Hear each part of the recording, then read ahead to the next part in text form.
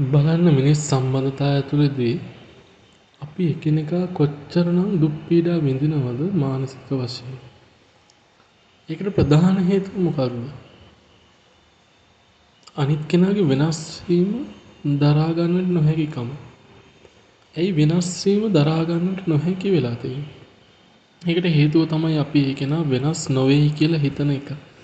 ඒ වෙනස් නොවේයි කියලා අපි ඇති කරගන්න මේ මානසික ආකල්පය තමයි අපිව රිදවන්නට හේතු වෙන්නේ. කල්පනා කරලා බැලුවොත් Taman දිහා වුණා. Tamanගේ හිත පිළිබඳව කල්පනා කරන්න. මොහොතක් පාසා කොච්චරන වෙනස් සිතුවිලි එනවද? Taman කොච්චර වෙනස් ආකාරයේ කටයුතු සිද්ධ කරනවද? ඒ වගේම තමයි ලෝකේ ඉන්න අනිත් පාර්ශවයත්. එයාටත් ඒ විදිහටම নানা ආකාර සිතුවිලි මොකද එයත් ස්වාධීන කෙනෙක්. තවත් ජීවිතයක්.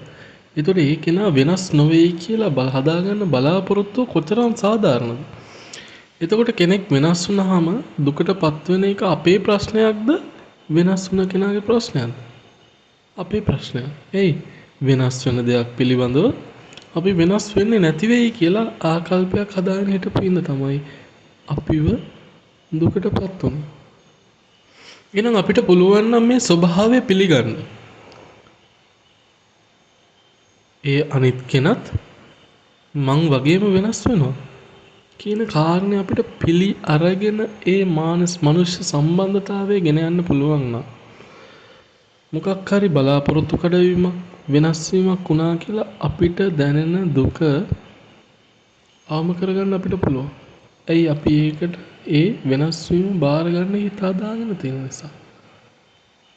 ඇයි අපි අඳුරගෙන තියෙනවා වෙනස් වීම තමයි ලෝකේ නොවෙනස් වෙන එකම දේ කියන කාරණේ.